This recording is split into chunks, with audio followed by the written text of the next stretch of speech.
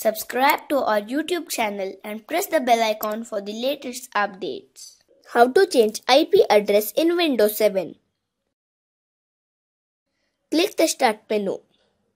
Type Network and Sharing Center into the search field and press Enter.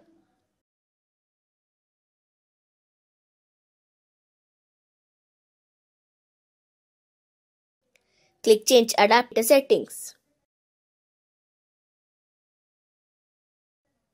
Right-click on your network adapter and click Properties. Click Internet Protocol version 4 and click Properties. Select Use the following IP address.